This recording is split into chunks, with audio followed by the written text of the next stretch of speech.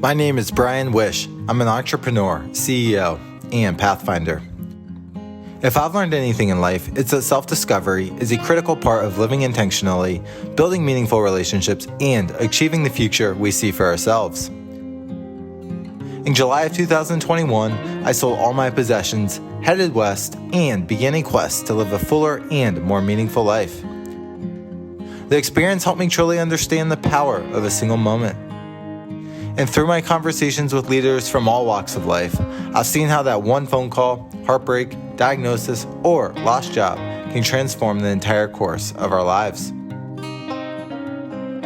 In this podcast, I sit down with entrepreneurs, influencers, and experts across industries to talk through the events that changed everything. Together, we'll relive the make or break decisions, hard conversations, periods of despair and hope, chance encounters, and everything that followed.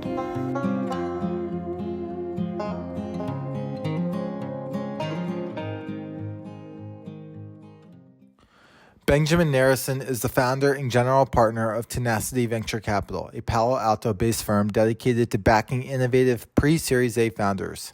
Ben spent 8 years as a seed investor and 7 as a traditional VC, the last of 5 which were at NEA, before launching Tenacity with NEA's support. Tenacity focuses on the earliest stages of venture, seed, and pre-seed. Ben's curiosity has him engaged with a wide variety of fields, activities, and interests, including fintech, mobile, and emerging markets, as well as freelance writing about wine, food, travel, and entrepreneurship for print and online publications. Ben first realized his passion for entrepreneurship as a child when an experience in a comic book store led him to launching his first business. Find out how this experience resulted in a lifetime of entrepreneurship today on The One Away Show.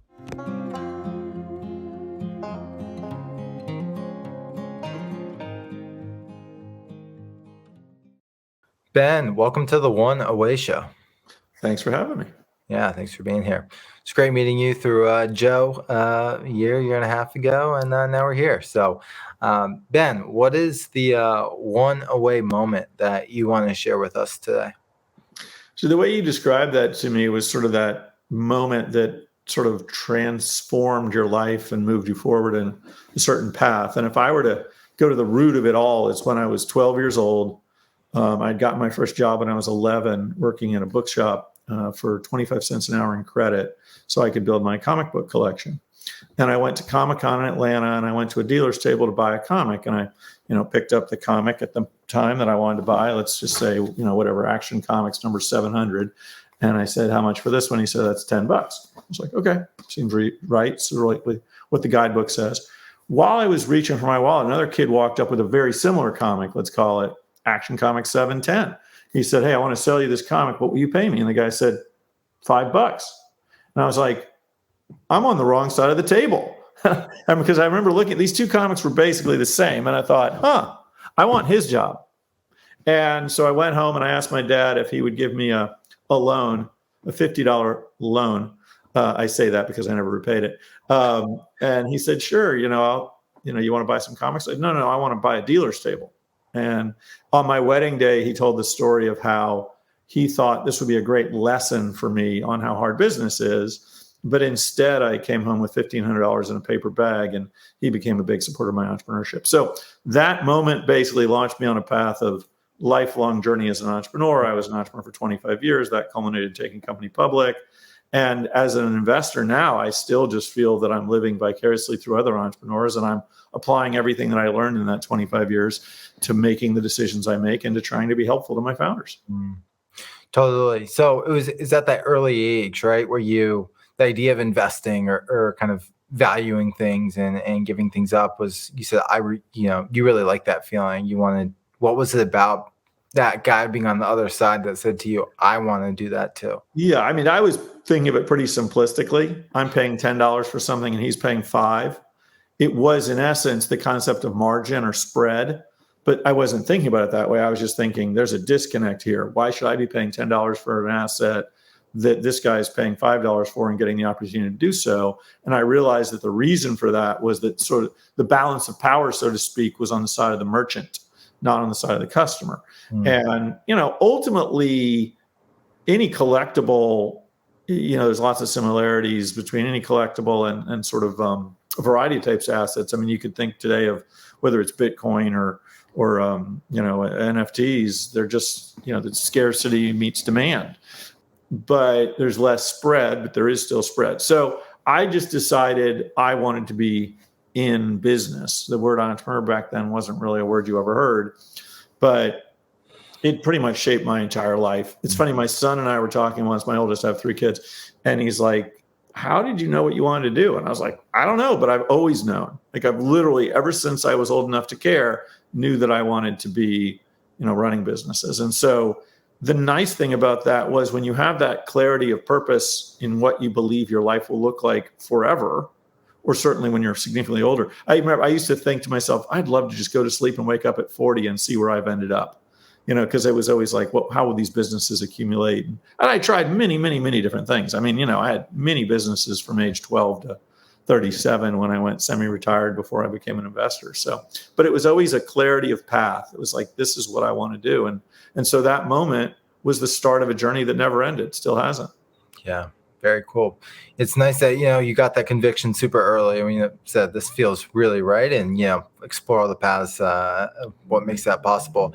Now, you save a lot of time that way. I mean, I believe generally in the concept, I forget whose book it was that talks about like 10,000 hours to expertise or mastery in something. And when you start at 12, you get a lot of hours in. So that was a bonus. Yeah, absolutely. That's very cool. Now, you said your dad gave you a $50 loan. You turned it into $1,500. Mind sharing a little bit about that journey at a young age? Well, I had a period of time between when he agreed and when the next Comic-Con was. Comic-Con happened either once or twice a year. So I used that time period knowing that I was going to be able to buy this dealer's table to do a lot of buying and selling and swapping and building up my inventory so I could have enough to actually put something out on the table. One of my favorite transactions of all time, Star Wars was a hot movie back then. And there was this shop in Atlanta where I grew up called Peachtree Quality Salvage. And Peachtree Salvage basically bought damaged boxes from UPS, FedEx, and the Postal Service by the pound, and then would open them up, and whatever was in there, they'd sell for half price. So one day we went in and they had like 50 copies of this magazine about Star Wars, brand new, mint condition, a box of them. And the cover price on those was $3.95. But those were already selling in the aftermarket for, call it 10 or 15 or 20 bucks. And I knew that because I was in that industry. I worked at a bookstore. And so I called, there were 50 copies. I called the guy that worked at the bookstore and I said, hey man, I can get you 25 copies of this for $6 a piece. Right. So, then I went back to the guy in the shop once I got a yes from him and said, hey, normally you would sell me these for $2 each, but if I buy all 50, can I have them for $1.50? He's like, sure. So I was able to make all my money back and more by selling half the box to the guy at the store. And then I took the other half the box to the Comic-Con. And that was sort of the base for not just my inventory, but also things I could trade. There's a lot of trading going on. And, just once you have some cash, you can buy more things from people. And so it was sort of a, whirling dervish, wheeling and dealing scenario to get from 50 to 1,500. Yeah, super cool. Appreciate the context there. I mean, Ben, question for you. You developed this at a young age. Now, were any of these habits instilled, like when you grew up, right, and you watch your family, this knowledge for squeezing the nickel out of every dollar, for really making the most of deals? I mean, was this something that you think you were just naturally good at, or were there conversations at the table, experiences that you had that also maybe showed you and gave you the skill set that made it possible? Yeah. Sometimes we get pitched different types of businesses, and one of the things I tell people is I have no interest in or knowledge in any sport. The only thing I know anything about is we play pickleball. That's it. And I like to ski. Okay. But I don't watch football. I don't play golf. I don't, none of this stuff interests me. I did not grow up in a family that talked about sports. I did grow up in a family where my father talked about business. He was a senior guy at IBM, primarily in sales. And he would tell me stories all the time about things like how the Japanese took the majority share of watch business away from the Swiss when quartz was invented as a way to run a watch. And the Swiss, with their fancy prestige watches, sort of poo-pooed it and said, that's never going to be interesting. The Japanese came out with very inexpensive, very accurate timepieces and took a majority of the watch market. So those were the sort of stories I heard. And my father was a very hardworking, he was a great dad, but he was very committed to his job. He was a workaholic, and he had a work ethic that I sort of recognized through. It's like you can tell your kids whatever you want; they're going to do what you do, right? So your actions are more important than your words. So it was always a bit, like we didn't.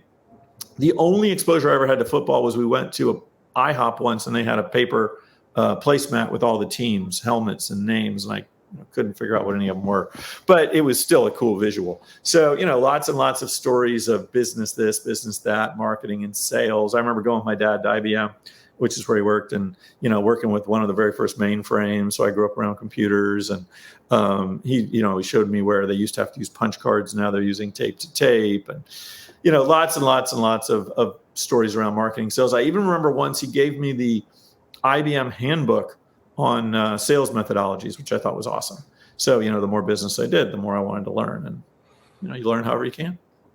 Yeah, it's great that you had a father that showed you the ropes, shared the stories, and kind of give you, it sounds like firsthand exposure into kind of real world problems and how to solve them.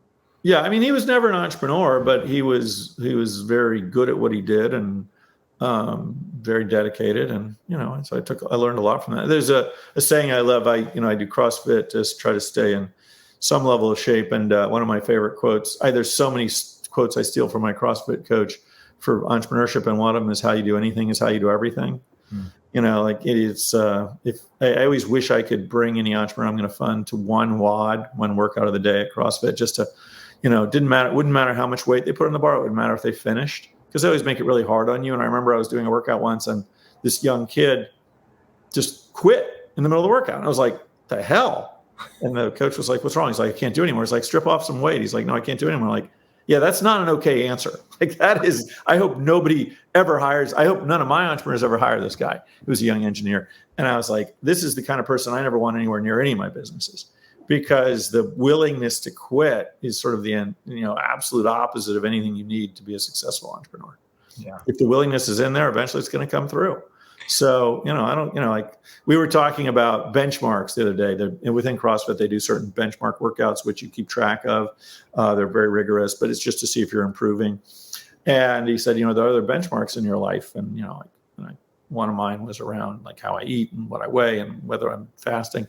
But another was like, look, if I finish CrossFit workout and I have some energy left, I feel the workout wasn't hard enough. Like, I have not made it hard enough on myself. He's like, well, that's not really the point. He's like, but that is for me. Like, there have only been 2 times in many, many years where at the end, I'm like, dude, we need to do more.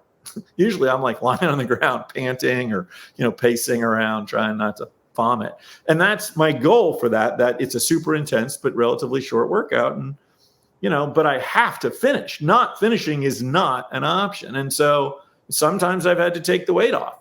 But you got to just keep driving through anyway. So that's an example of how you do anything is how you do everything. And my dad's work ethic, I think, came through. And I think that's very important to success in entrepreneurship as well, is, your work ethic is critical. There is no such thing as work-life balance for a founder.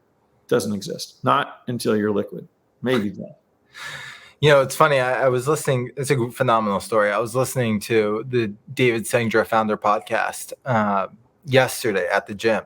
And he was sharing a story of Michael Jordan, but he went into a tangent of Kobe Bryant and Chris Bosh at the Olympics, and the Lakers had just lost in the finals.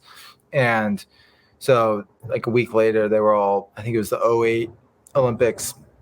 And Chris Bosh said, I'm going to get up early, be the first one at breakfast, and really just kind of set the example for, winning gold, or get to practice first, whatever it was. So he gets up at 4 or 5 a.m. to be the first one on the court. And Kobe's already has his knees iced.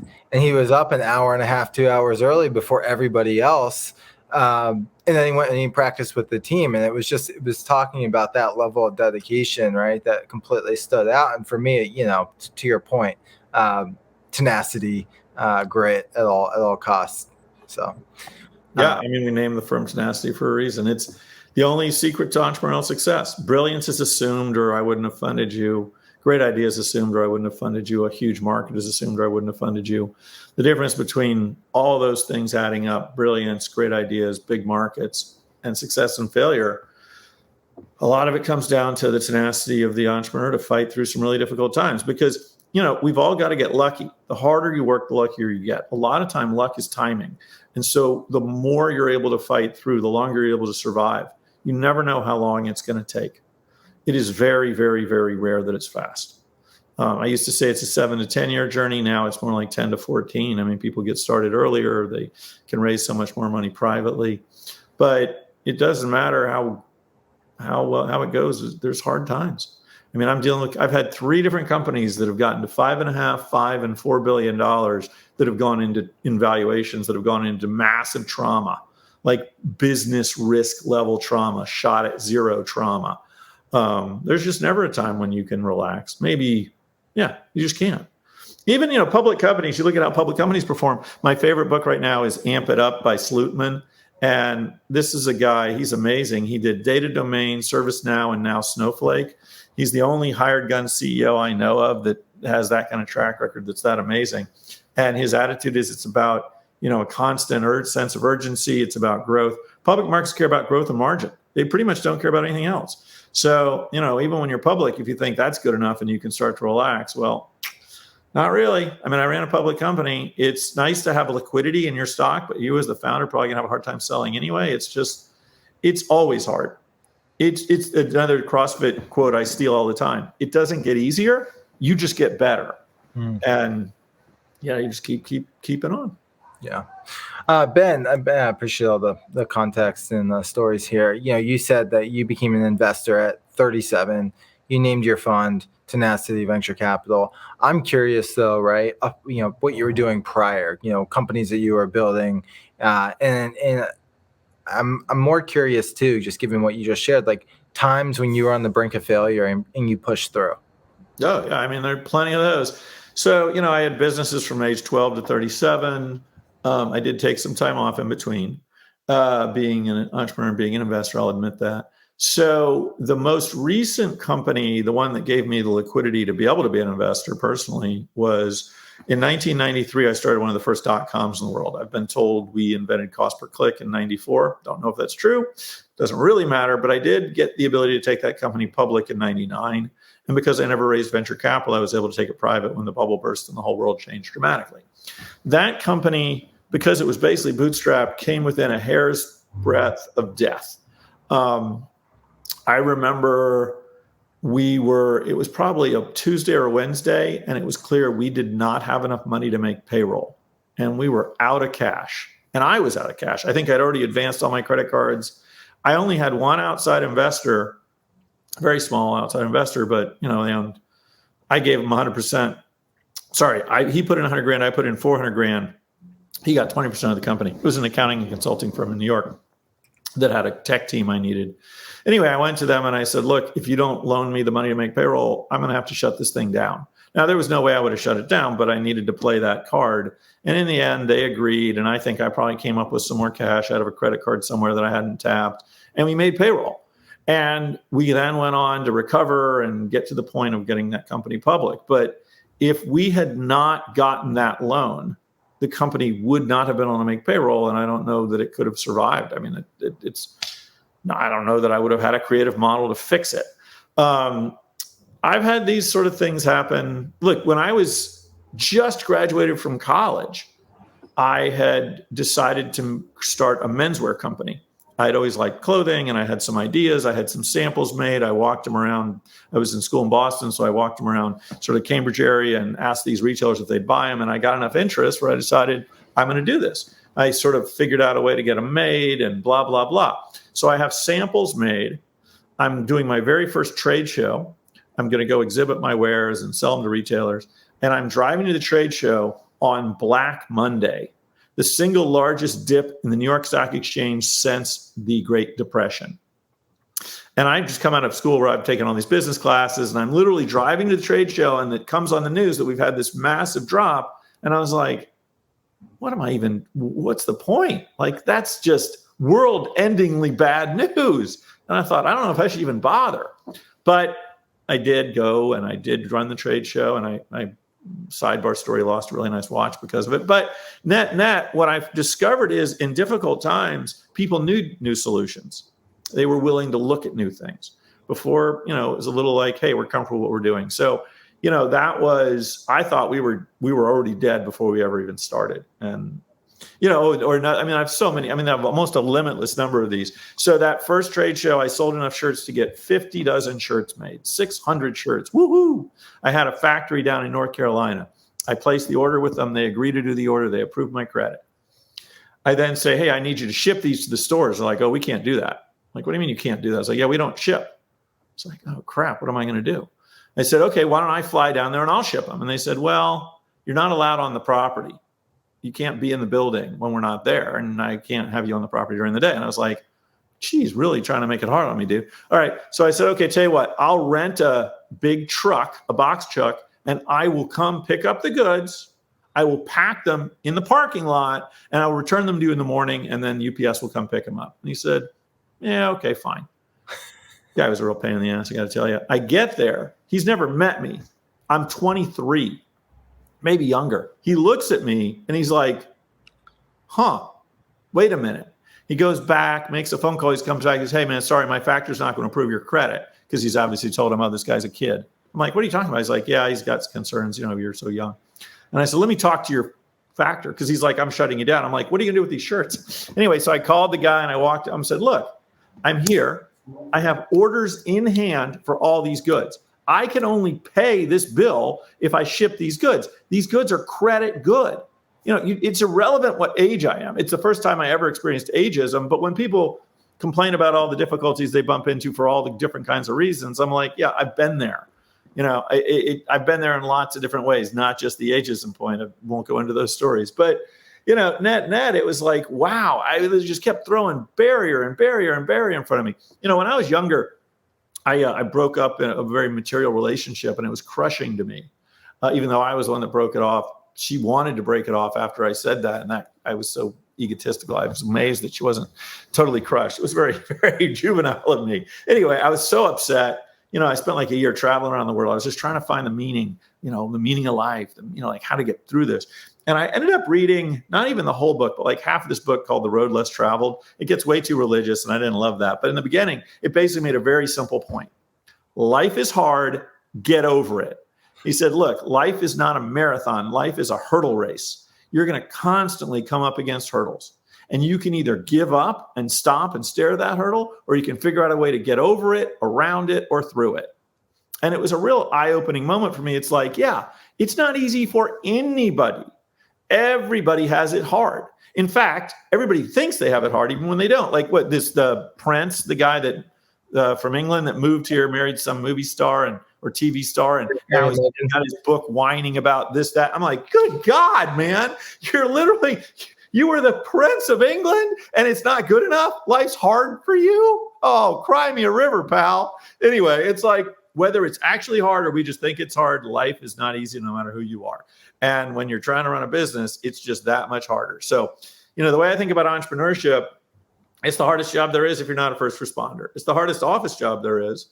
And if you're not willing to wake up every morning and chew glass or get hit in the face with a virtual sledgehammer, this is not a good job for you. It's not like you're going to love it. I don't wake up in the morning I am running a business. I'm running Tenacity. And amazingly, even venture is hard in its own ways. I'm not complaining. It's great. It's a great thing to be doing. I love my job.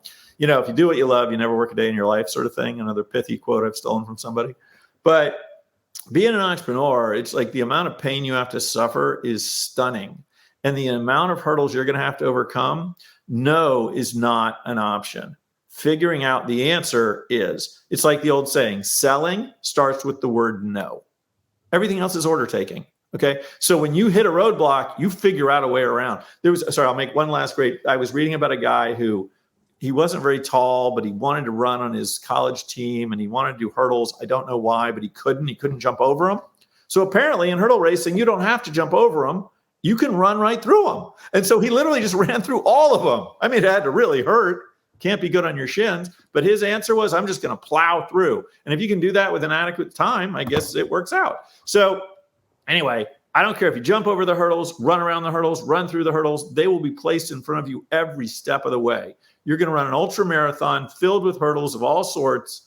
You got to figure out how to break through, or there's just no point in even starting. It's vivid. Love what you said about chewing glass. And yeah, I mean, just building myself, I mean, knowing a bunch of great founders as well. Like, you're right. There's no escaping pain, and no escaping pain for anyone in life, right? Like, no matter what you do. But sure, the founder journey is a little bit harder route to take. So couldn't agree more. And look, sometimes one of the things I remembered of that book is like, winners just embrace it. They know it's coming, so they try to get ahead of it. Meaning they see the pain coming, they just accelerate into the pain. You can't procrastinate past this stuff. So be one of the very small number of people that recognizes it, embraces it, and attacks it. I have a buddy, Joe Musselman, runs Broom Ventures, and now he's got a new fund. And he brought together this group of all these ex-Navy SEALs, and they were giving various career advice and whatever. And one person said, "Hey, tell me about your rituals." And I remembered this because of your comment on the guy that, Kobe getting up before 4 o'clock. And the guy said, "Well, I get up every morning at 4 o'clock. And Joe's like, "I know that because I got up at 4 o'clock today." And he was already standing in the door waiting for me to get up. I was like, huh? Anyway, so, and he has an immersion bath freezer. Basically bought like a deep freeze, like you'd put in your garage. And he has a machine that keeps the water temperature just above freezing. And so he does an ice bath in this freeze every morning. And he said, the reason is it's important to be able to embrace pain.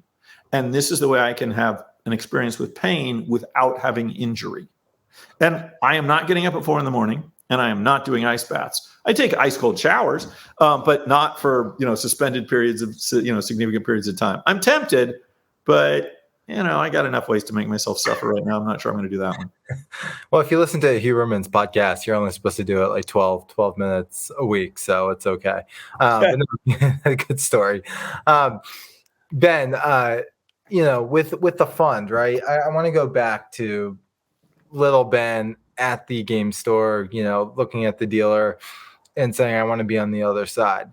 You propelled yourself as an entrepreneur. You got through, a moment, all things could have went to crap, figured out how to make it through. Now you've been on the other side of the table where you're putting money in the people who are doing that. What are some of your favorite stories as an investor, right? Watching the founders really embrace what you represent with that tenacity when they broke through, and maybe against all odds. Sadly, I probably have a lot more stories when they didn't. Because sometimes you got to be able to run through walls, but eventually if the wall is 14 bricks deep, I don't know anybody that can run through that. But I've seen entrepreneurs go through so much. The thing is, it's like a lot of people, I had a coach once and I was like, help me improve on the things I'm not good at. It's like, I'm better at helping you improve at the things you're good at. I'm like, I'm already good at those things. Let's work on my weaknesses. He's like, no, you're much better off accelerating into your strengths. But I've always been like, hey, give me the criticism. You don't need to tell me what I'm good at. You don't need to compliment me on X, Y, or Z. Show me where I am weak. Believe me, I know plenty of my own weaknesses. My wife points them out constantly. And so I'm very aware of things like I talk too much. I'm relatively strong-willed. It's like she would get mad at me and say, why are you always right? And say, honey, I'm not always right, but I'm usually right. Just not like that. But statistically, the data supports it, right? Like my favorite quote in venture is seldom wrong, never in doubt. That one's okay. It's the often wrong, never in doubt that's a problem. So I've seen one of my entrepreneurs had a business where when I first saw it, I said, your biggest issue here is going to be privacy concerns over time. And if you want to figure out, all I can say is you just have to find a way to be the proverbial man in the white suit that slides through a chimney without getting dirty. And later he was attacked by a congressman and had to fight for over a year, but he made it through because he kept it all clean and they'd never done anything inappropriate and they survived and prospered for a period of time. That business didn't make it though. I watch Parker Conrad. He's gone through ups and downs so many times. He got fired from one business as a founder, started Zenefits, which I funded, took that thing all the way to about a $5.5 billion valuation, got fired again, started Rippling, which is now worth $11 billion, just fights through. I mean, that guy's a tenacious son of a bitch, and he's just, it's never going to be big enough for him. It's always got to be bigger. And he's got the kind of drive that will allow that to happen. Renault with Lending Club, great journey, great IPO, biggest tech IPO of the decade. But then he got pushed out by his board, tragically stupid error on their part, arrogant and idiotic on the part of a couple of famous people that wanted to protect their brand, in my opinion. Wasn't on the board, but everything I've heard is just truly negative. The venture guys were fine. It was actually the, famous Fed types that I think were his downfall. But, I've got a great founder down in Mexico, a group of 3 founders down in Mexico running a company called Capital, which is like Divvy for LATAM. And, this is not a story of fighting through hardship. But it is a story I really enjoy. One, their growth has been crazy. They got from 0 to 10 million of ARR in about 10 months. When I funded Divvy in the United States, I think they got from 0 to 10 million of ARR in about a year. And I paid about 10 times as much. So we'll see how it goes. Divvy exited for $2.5 billion. We'll see how it goes for Capital. But he reached out to me. So my founders reach out to me for a variety of things. Number one thing they reach out to me is fundraising. They know I know well over 300 VCs at the top 15 firms, and I can get them to the right person at the right time if I believe in the opportunity. And what I always say is, I'll help you raise your Series A if I think you're ready, not if you think you're ready. I am not going to risk relationships that it took 17 years to build and maintain if you are not a viable candidate for funding. Now, in 17 years, I've only had to say no to 2 entrepreneurs that believed they were ready to raise when they were not. And then one of them came back to me later and said, I wish I'd listened to you. You were absolutely right. We weren't ready and we couldn't raise. So we just wasted 6 months. But, the other thing they'll reach out to me for is sort of that 25 years of entrepreneurial history, like what sort of advice I might have. And he had reached out because he was thinking about a new business opportunity.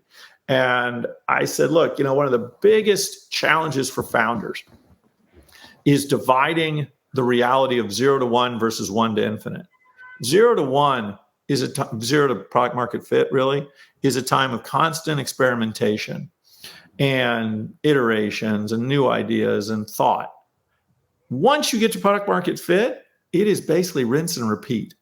And at that point, it can get actually relatively boring because you're a brilliant person. That's the nature of entrepreneurship. You have all these ideas, but you cannot give up. Like Mike Maples once said, entrepreneurship is the story of giving up ceded ground to the enemy. It's as if, you win the war for that town and then you just walk away and let them come back in, because entrepreneurs will make it and then go do something else. So I was encouraging him to think that way. And it's interesting. He said one of the most disturbing but appropriate things. He said, oh, I get it. It's like Hitler. I was like, I'm not sure I love that analogy. What do you mean? He's like, well, Hitler, his first effort, I started studying World War II actually because of this quote. First thing Hitler did was he took back the Rhineland. It was right next to Germany. Uncontested, not a single shot was fired. Then he goes to the next town over, the next country over. I think it took him a week. Then he does another one. It took a month. So he's kicking ass as a military guy, unfortunately for all of us. And then he decides to invade Russia, which is very far away, also was his ally, and he loses 40% of his troops because he wasn't expecting to be there in the winter. And fortunately, because of that, probably lost the war. Look, his ego and arrogance just made him decide that he was now doing so well in these other areas, he could go on and take on a place like Russia. And his point was, I'm doing so well with the land I have. Why do I need to get distracted with this other thing? And to his credit, he stuck to, as they used to say, stuck to his knitting, and he's been kicking ass ever since. They're closing on 20 million of ARR right now. So, I will tell you the opposite of your question is when I've had a very painful experience and my entrepreneurs are not able to hear the story. Because I'm not here to tell people what to do. I am here to share the stories of experience I have, because I think stories are the ultimate form of truth. And when I've gone through something and you can't hear it and want to continue down that path, there is nothing more painful than watching somebody proverbially drive the car off a cliff.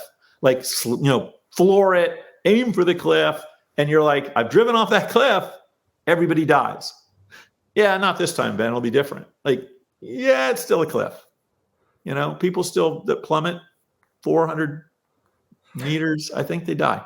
So anyway, but it doesn't happen that often, but unfortunately it's happened a few times, and it's really, really hard to watch. Mm-hmm. But you can't do anything about it. You're a board member at best. I'm usually not even that. You're not allowed to grab the wheel. You can encourage. You could even, I very seldom yell, although in one instance lately I've started to yell more. But net, they don't have to hear it. They don't have to do anything that you tell them.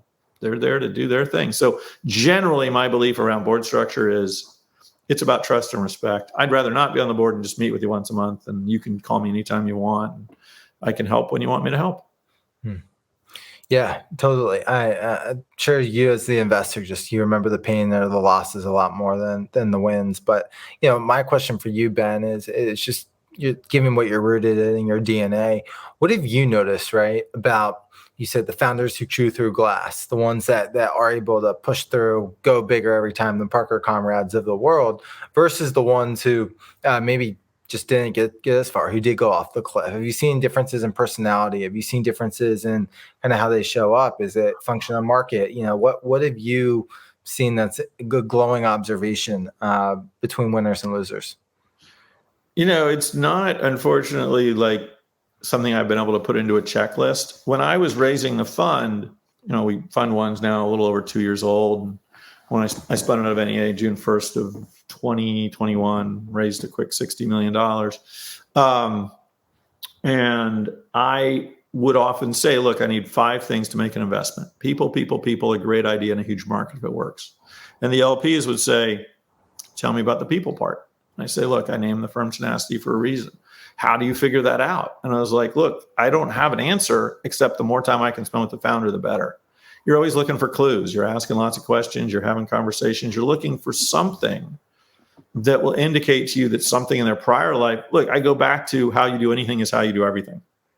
So, like sometimes my founders will say to me, or somebody pitching me, look, we were on path to see 8,000 pitches this year. We're going to fund 8. I've only funded 3 so far, and we're more than halfway in. And they'd say, hey, one thing you like about me is I'm really tenacious. I'm like, yeah, it's not a word you use. And then I say, oh, good, let me check that box. I need to see the evidence. And it could be totally different for totally different people. And by the way, it doesn't mean they're going to succeed. I funded an Army Ranger once. Sorry, Green Beret. He was a Green Beret leader. I think he led a battalion of Green Berets. And I passed on his business at first because I had a lot of challenges with him. And I thought, you know what? This guy's an absolute stud. I should give it a shot. And he did not make it. I mean, he has a lifestyle business now, but I remember we were sitting down. We would sit down once a quarter back then, and this was a personal investment. It wasn't a particularly large investment, but he said, I have some questions. I'm working on X and Y and Z. I'm like, those are odd questions. Where are they coming from? He said, well, when I went back to HBS, I learned blah, blah, blah, blah. And I was like, you're trying to manage this company? I funded you because you're a leader, man. You literally led people into life-threatening situations, and now you're trying to apply some HBS mechanisms for how to manage? You got 14 people. You're fighting a war against all the incumbents. You need to lead, dude. And I'm not sure if he could hear that or not, but all I know is that business never made it. And I think he spent a lot of time organizing deck chairs on the top of the Titanic because managing is what you learn to do at HBS when you want to go work at IBM. Great. More power to you, man. That's great. Don't get a job in a startup. Don't become a founder. Like, I'm not saying you will never get valuable lessons out of reading Harvard Business Review or HBS classes or whatever, but, startups are led. They are not managed. You will hire people that will manage many parts of it, and you will have management responsibility. I'm not trying to diminish the fact that every business needs to be run effectively, but your job is to lead. Your job is to recruit. Your job is to motivate. And that is true whether you're motivating investors or customers or new employees. Like, you're also critically important that you be a great storyteller. Great storytelling is probably the one predictor. I used to think I overvalued storytelling because I was a freelance writer for a long time. And I thought, well, maybe the fact that I've done so much published work makes me overvalue storytelling. But I came to realize if there's no way to overvalue it. Storytelling is absolutely how you raise money, how you recruit people to take a job with you that will take a pay cut in exchange for the options in your story, right? It's how you win clients. It's how you get the press to care. Storytelling is absolutely critical. This naive vision of the brilliant engineer with no ability to talk to humans, that doesn't work unless you have a front man or front woman to do the talking for you. And that's super, super rare. It happens on occasion, but the best leaders and visionaries can tell a great story. Socrates once said, "He who tells the stories rules the world." Now, keep in mind, Socrates was around during a time when the written word had not yet been created. So storytelling was your only option. He actually, interestingly enough, was very opposed to the written word. He said it would make us lazy and we would forget things. And it turns out he's right, but it's so much better in so many other ways that it was well worth it. A little bit of a tangent there, I get it. Oh, man. Well, Ben, you're clearly experienced vetting a lot of founders. I mean, I do believe the storytelling piece I think it creates the emotional connection, and then you kind of hit them with the head to have it make sense functionally. But I think if you can't grab people emotionally and you can't make them buy in to the long-term vision, good luck, right? The engineer selling on their own is tough, as we know. My question for you, Ben, is, you've seen success as a founder. You had your wins as an investor. You've also had your losses. I think we're interested. We're in a pretty interesting venture market today. You raised a fund on your own. How are you looking at kind of your investing, your thesis in the evolution of just your career, just over the next 5 years? Like, how do you think in 5 years' time the decisions you're making are going to be different from the decisions of today? I don't know that they'll change. I mean, I go back to people, a great market and a huge opportunity if it works. Great idea, huge opportunity if it works. I don't see why I would change any of that. So I'll give you an example as to why I'm relatively confident that most of my thinking will remain where it is. There are categories I don't invest in. I don't do med tech, I don't do crypto, and I don't do security. And I have made investments in each of those in the past, but I realized that the domain expertise is quite significant and I don't have it. When I started out, I started one of the first 3 institutional seed funds in 2007. And I was 3 years in and I was analyzing my portfolio. And keep in mind, back then, what we called seed is what is now called pre-seed. 1 or 2 guys in a room with PowerPoint slides. That's it. So I was looking at my history, and after 3 years of investing, I hadn't had a single company fail.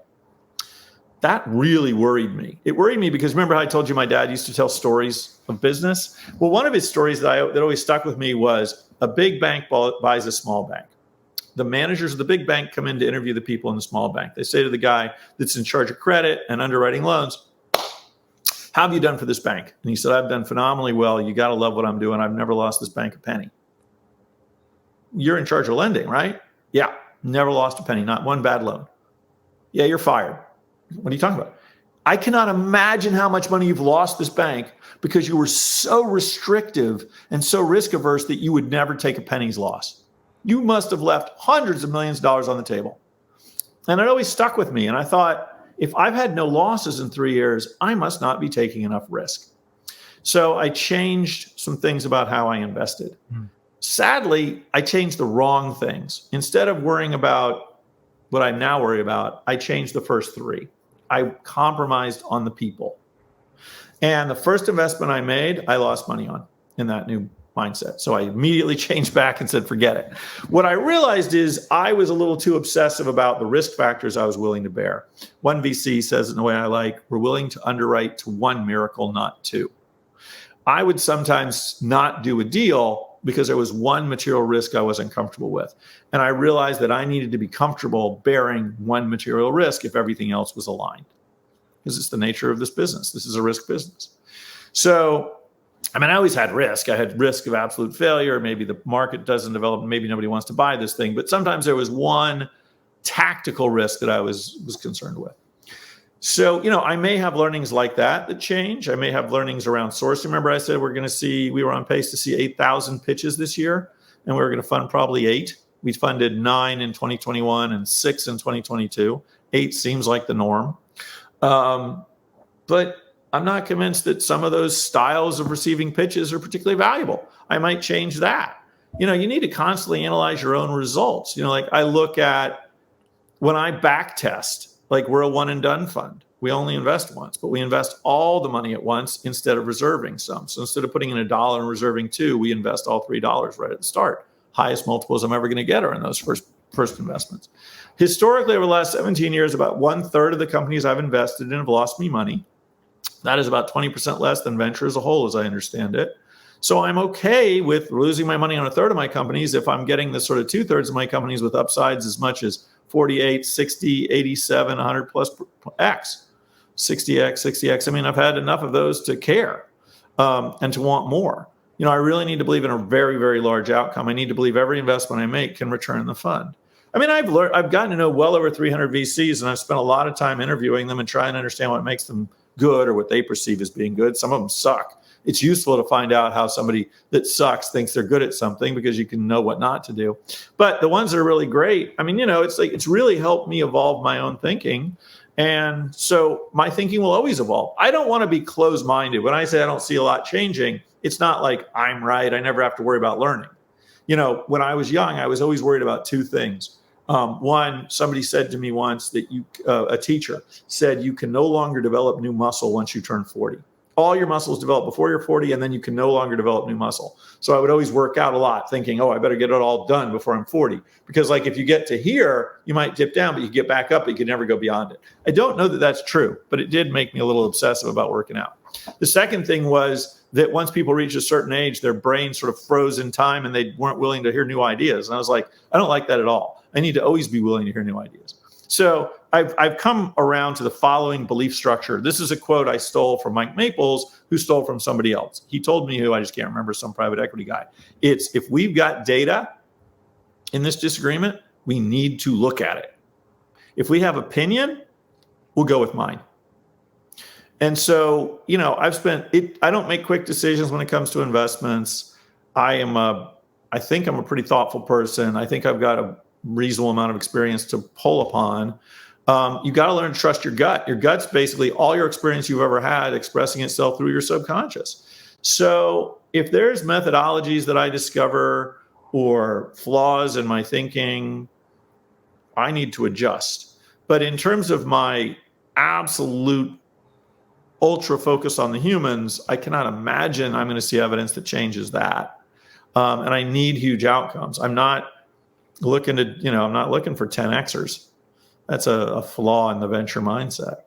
Yeah, Ben, I appreciate I think you're an incredible storyteller. I'm actually telling you that because, it's what you want to hear. I think your ability to deliver and communicate what you're looking for and how you look at deals and people. And I think it's unique, right? Even what you said at the end, you're not in a 10X business. I mean, you're looking for much more. I mean, I think most investors say they're in a 10X business. Hey, I want a 10X fund, but if you want to get a 10X fund, you need a hell of a lot better than 10X on the individual returners.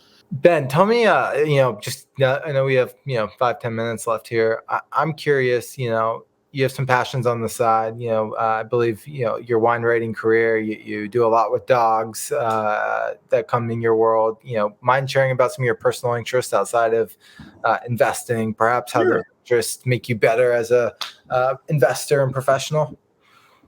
Well, I actually have tragically little outside. So net, I only care about two things: my founders and my family.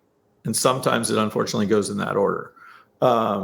I do read a lot. I try to go over to the library. We live across the street from a library. So I'll try to, if there's a break in the day, I'll go read the papers, pick up a random book off the nonfiction shelf. I like hard science fiction. It's very hard to get the time in. I have stacks and stacks and stacks of books that I'm 2 or 3 chapters into. It's almost impossible for me to finish a book these days. We put in a pickleball court, so I do that. I play with my wife. We have friends over. It's also a good way to do a casual business meeting. I built a fire pit, perfect place to do a business meeting. We foster puppies and dogs. We're up to we got puppy 188 and 189 with us right now. You can't have a day that's bad enough that picking up a puppy and having it lick you in the face doesn't make a little bit better. So it's wonderful to have them. I did write about food and wine for 10 years and was a restaurant critic. We don't actually drink wine in my house. I'd say I have a great amount of intellectual respect for what people go through to make phenomenal wine. But unless it's just off the charts, top of the top of the top, I don't care one way or the other. I actually now have moved over to whiskey, not even because I prefer whiskey. I don't. I mean, a great glass of awesome First Growth Bordeaux is going to be far better than any whiskey I'm going to have. But when I would do events and I do wine and there was leftovers, it would all be dead. When I do a whiskey event and there's leftovers, it'll last. So I've got whiskey galore. My favorite thing now is when there's somebody I want to get to know, maybe somebody I'm trying to recruit for one of my portfolio companies, or even a portfolio company I'm considering, hey, why don't you come over at the end of the day? We'll sit in the fire pit. We'll have a glass of whiskey, cigar if you want it, and, have some time together. Because you get, first of all, it's round. There's nothing to get in between us. There's a lot of psychology to, like in my old office, when we were selling menswear, I would push the tables against the wall because I didn't want anybody sitting with the artificial barrier of a table in between them. And I wanted to force the more familiarity of being side by side, which generally worked. One guy, though, walked in and saw it and freaked out. He needed that, comfort of the barrier. And it's like, okay, well, I'll sit over there. But, I don't have any hobbies. I don't, play golf. This is it. Like if I'm doing something on the week, look, the only thing I do other than this, family and founders, is play Call of Duty. And I do that with a founder. We'll play, one of my founders in Mexico, we'll team up together to do a DMZ adventure. And I do, when I go to bed at night, I do Hearthstone and Clash of Clans. I like to be attached to one or two games at a time because I think there's a lot of great lessons for virality and other things, but also they got to have some downtime. But that's it. There's no, if you said to me, Ben, I will get you into the equivalent of Google, but you're never allowed to drink another bottle of wine in the rest of your life, I'd be like, that deal is done immediately. I will not hesitate to think. I would prefer not to give up fostering the puppies, though. I think that does some good. We've saved almost 200 puppies' lives, so I'm happy about that. And they're just so sweet. Yeah. Super cool. Well, Ben, it's great to hear about your interest outside of founding or investing in founders. Eclectic for sure, but clearly very focused and limited though they are. Ben, I really appreciate you taking the time to do this. I'm excited to share this. It'll definitely impact a lot of people. Where can founders reach out to you, find you, and get in touch? So the easiest thing is probably to hit me up on LinkedIn. I read 100% of my emails that come to me through LinkedIn. I read all my Twitters. I read all my DMs on Twitter. I will tell founders in advance, when you go to my LinkedIn profile, there's Ben Narasin, there's also Tenacity. It says, Ben Narasin, general partner, Tenacity Venture Capital, period. Pitch me a one-line elevator pitch and your ARR, period. If you pitch me 7 paragraphs, I'm going to send you back a picture of my profile with that circled and say, do your research. Here's what I'm asking for. I know I'm not going to be able to make a decision on it, but there are categories I want to invest in. I need to be able to figure out whether it fits in my thesis. And if it does, we can talk some more. And if it doesn't, I will tell you that it doesn't. As long as you do the one-line elevator pitch and ARR. Otherwise, I'll tell you didn't do what I asked and I'm not reading what you sent me. TLDR is the most common response I have in LinkedIn because people amazingly just don't pay attention and read. It's not a hard thing to do. It's at the top. You can't read my profile and not have it. It's in the title. Sorry, I was just doing a lot of responses today. Sort of frustrating. No worries. Well, thank you. Appreciate your thoughts and time together. Hey, thanks for having me on. This is always a lot of fun. Always good to have this sort of content out there for people that might care to do the diligence on a potential investor they're considering.